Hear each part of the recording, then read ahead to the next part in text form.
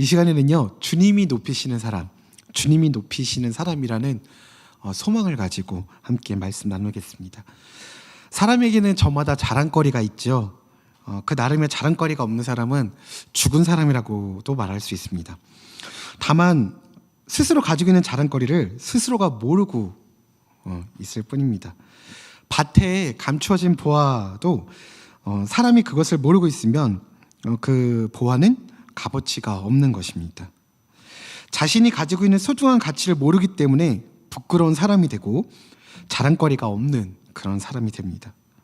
자랑이 무엇인지 모르기 때문에 자랑이 없는 그런 사람이 된다는 것입니다. 그래서 자포자기라는 것을 하게 되죠. 도덕성도 포기하고 종교마저도 예수님마저도 포기하기도 합니다.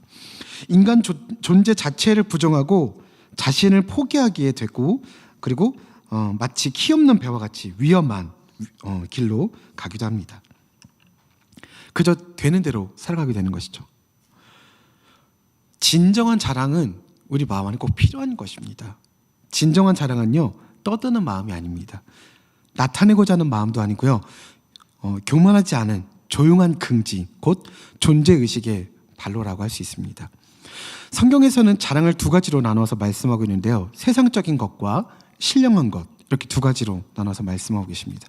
우리는 헛되고 거짓된 것을 자랑할 때가 참 많습니다. 자랑할 것이 못 되는데도 우리는 자꾸 그 자랑을 선택을 하죠. 자랑할 가치가 없는 것을 긍지로 삼았다가 오랜 시간이 흘러서 환경이 달라지고 나면 비로소 그것이 아무것도 아닌 것을 깨닫곤 합니다. 부끄러운 마음에 심지어는 자기 자신을 저주하고 죽음을 선택하기도 합니다. 야고보서 1장 9절 이하의 말씀을 보면 허탄한 자랑은 풀의 꽃과 같이 지나간다고 말씀하고 계십니다. 건강을 자랑하고 젊음을 자랑하고 머리가 좋은 것을 자랑하고 지식을 자랑합니다. 더군다나 앞으로 할 일들을 장담하고 또 허황된 계획을 미리 자랑하기도 합니다. 이것은 헛된 자랑, 곧 악한 것이 되는 것입니다. 그렇다면 참된 자랑은 무엇일까요? 바로 신령하고 영원한 자랑인 것입니다. 사도 바울이 한 이야기를 살펴보면요, 고린도후서 1장 12절 말씀입니다.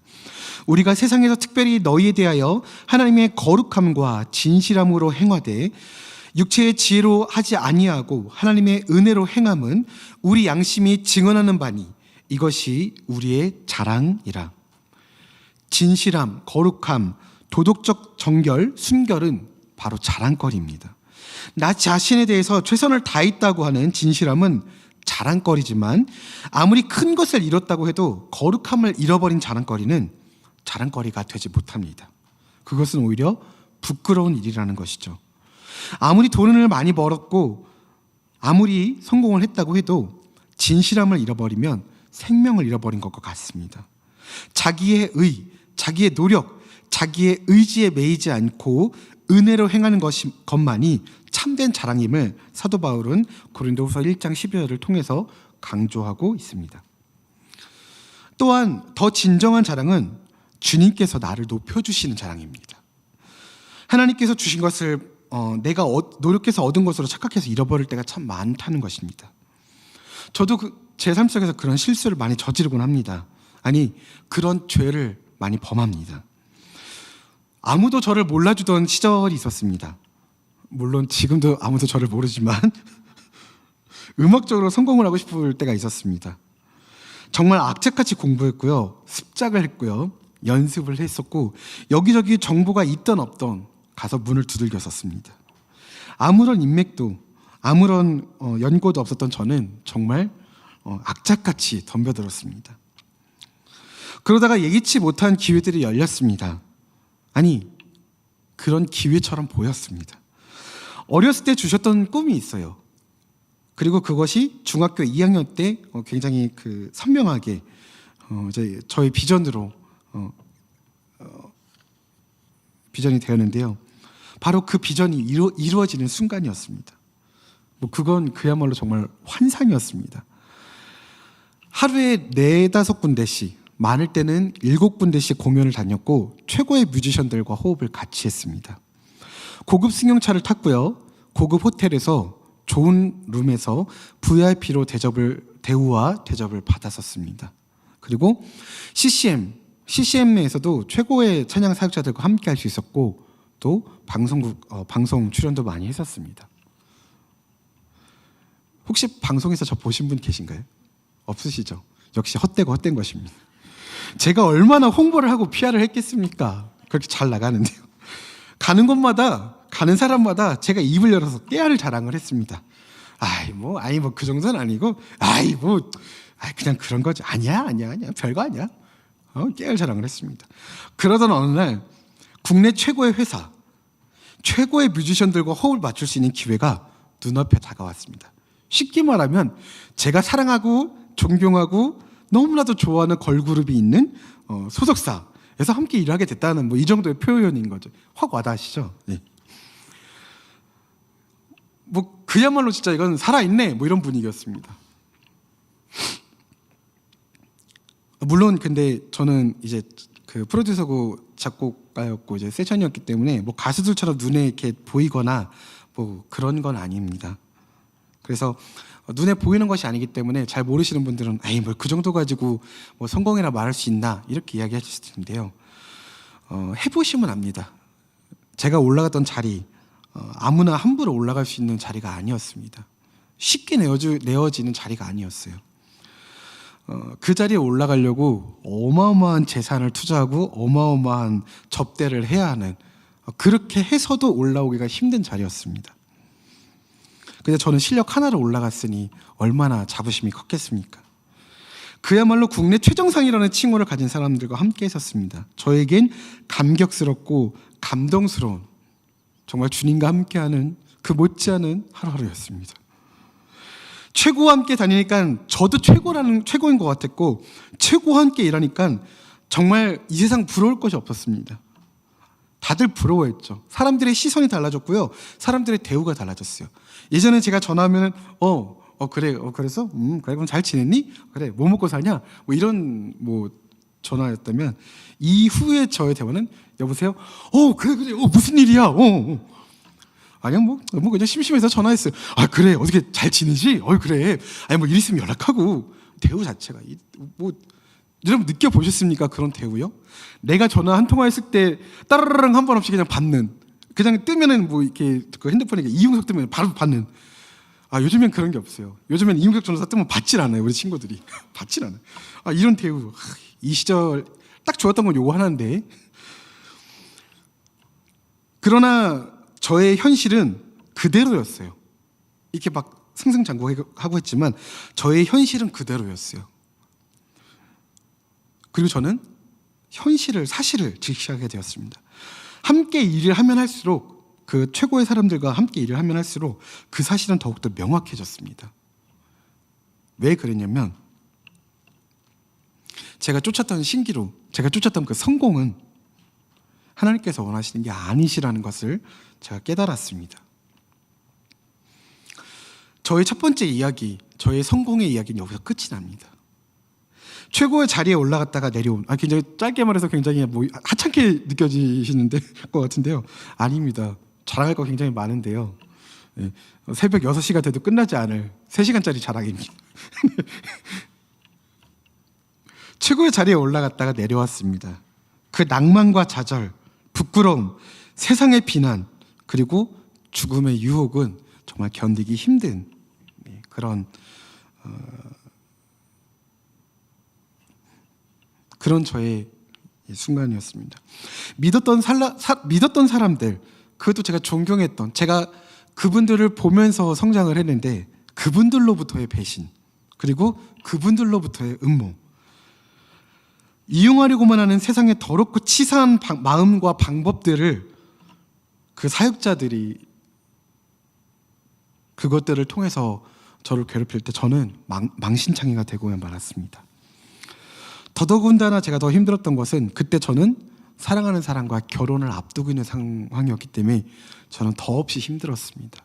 그래서 결혼을 미려고 했어요, 사실. 왜냐면 물질적으로 더 이렇게 남자로서 책임을 져야 되지 않겠습니까? 그렇잖아요? 뭐 다들 그렇게 사시잖아요. 뭐 이렇게 24억짜리 집에 150평짜리 집에 차 최소한 이렇게 4대 정도는 있고 뭐 이렇게 사시잖아요. 저도 그렇게 살고 싶었어요. 그리고 이제 아내한테 이제 뭐 이렇게 열 손가락 전부 다 이렇게 반지 껴주고 뭐 이렇게 그렇게 이제 호화스러운 결혼을 상상을 하고, 저는 꿈이 있었습니다.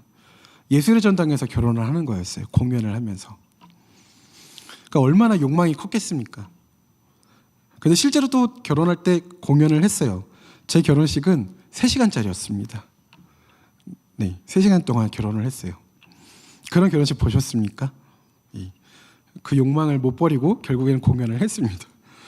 중요한 거는 이 결혼을 앞두고 그런 좌절이 것을 맛봤기 때문에 저의 마음과 몸은 정말 망가질 대로 망가졌습니다.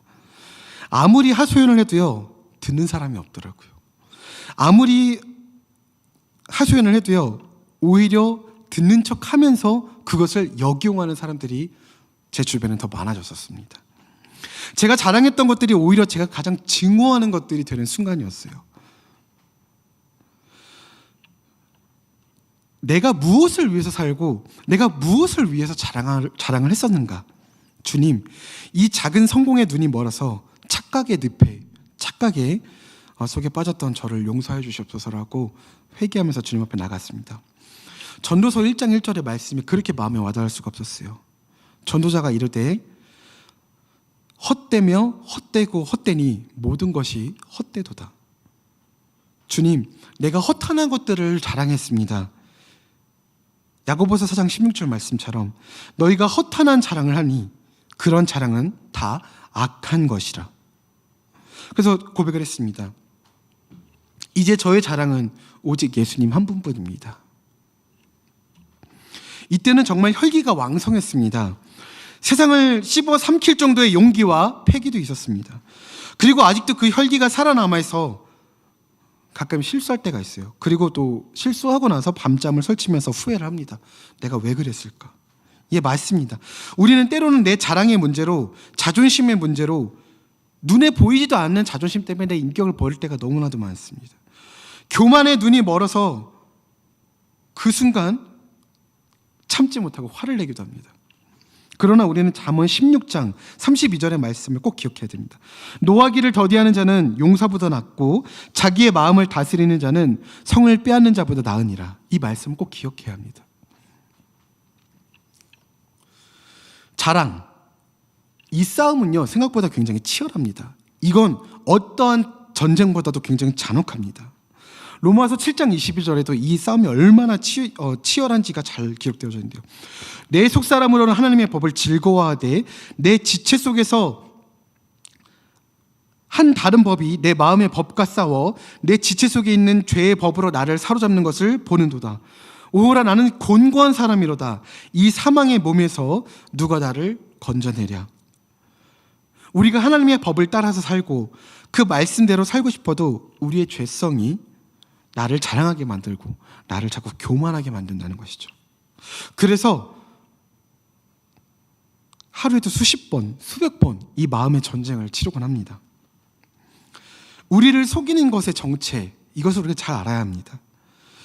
우리에게 그저 사람에게 그저 잘해주려고 하는 우리의 어떤 인심, 호의 같지만 사실은 나의 자랑을 위해서, 내 욕심을 위해서, 내 이익을 위해서 다른 사람에게, 상대방에게 잘 보이고 싶고 잘 해주고 싶을 때도 사실 많이 있습니다.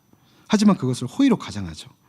그리고 그 사실을 숨기고 감추고 포장해서 합리화해버립니다. 문제는 그 사실에 나조차도 속는다는 것이죠. 그래서 때로는 이러한 유혹도 있습니다. 내가 사람에게 잘 보이려고 내가 사람에게 잘해주는 것이죠. 그리고 이렇게 그냥 합리화합니다. 아유, 하나님께서도 뭐 세상 사는 게 다 그렇지. 하나님께서도 다 이해해 주실 거야. 그러나 분명히 갈라디아서 1장 10절에 이렇게 말씀하고 계십니다. 이제 내가 사람에게 좋게 하랴, 하나님께 좋게 하랴, 사람에게 기쁨을 구하랴. 내가 지금까지 사람들의 기쁨을 구하였다면 그리스도의 종이 아니니라. 사람의 기쁨을 구하고 내 자랑으로 삼으면 안 됩니다. 우린 그 유혹에서 벗어나야 한다는 것입니다.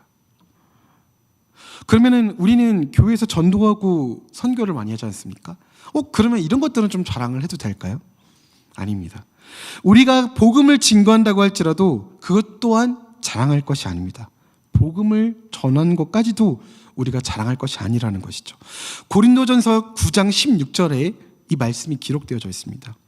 사도 바울, 내가 복음을 전할지라도 자랑할 것이 없음은 내가 부득불 할 임이니라. 당연히 할 일이라는 것이죠. 만일 복음을 전하지 않으면 내가 화가 있을 것이로다. 사도 바울은 기쁜 소식을 기쁜 마음으로 당연히 복음을 증거했다는 것입니다. 그러면 우리는 인간인데 자랑도 없이 살아야 하는가? 우리는 인정도 받고 싶은데. 아닙니다. 하나님께서는 우리들을 어떻게 여기셨냐면요, 에베소서 1장 3절에서 4절 말씀입니다. 하나님께서는 창세 전에 그리스도 안에서 우리를 택하셨고 우리로 사랑 안에서 그 안에 거룩하고 흠없게 하시려고 우리에게 행하신 분이십니다. 우리가 얼마나 흠이 많은 사람들입니까? 그런데 우리가 우리의 자랑에 빠져 있을 때 하나님께서는 우리를 사랑하시고 흠이 없게 하시려고 예수 그리스도를 하나뿐인 아들을 내어주셨다는 것입니다. 그 예수님은 어떤 분이십니까? 바로 자랑이 아닌 섬김을 하러 오신 분이시라는 것입니다. 마가복음 10장 43절 말씀입니다. 너희 중에 누구든지 크고자 하는 자는 너희를 섬기는 자가 되고 너희 중에 누구든지 으뜸이 되고자 하는 자는 모든 사람의 종이 되어야 하리라. 45절 말씀입니다. 인자가 온 것은 섬김을 받으려 함이 아니라 도리어 섬기려 하고 자기 목숨을 많은 사람의 대속물로 주려 함이니라. 이것이 예수님이 이 땅에 오신 이유라는 것입니다. 우리가 따라가는 예수님, 그 예수님께서는 섬김을 받으러 오신 것이 아니라 오히려 섬기러 오셨고, 또한 그뿐만이 아니라 자신의 목숨을 죽음으로 대속물로 우리에게 주려고 오셨다는 사실입니다. 여러분, 인정받고 싶으십니까? 네, 저는 인정받고 싶습니다. 저는 하나님께 더욱더 인정받고 싶습니다. 마태복음 25장 40절에 그 해답이 있습니다. 내가 진실로 너에게 이르노니 너희가 내 형제 중에 지극히 작은 자에게 한 것이 곧 내게 한 것이라 하시고, 우리의 자랑은 지극히 작은 자에게 한 것, 그것이 우리의 자랑입니다. 고린도후서 10장입니다. 자랑하는 자는 주 안에서 자랑할지니라.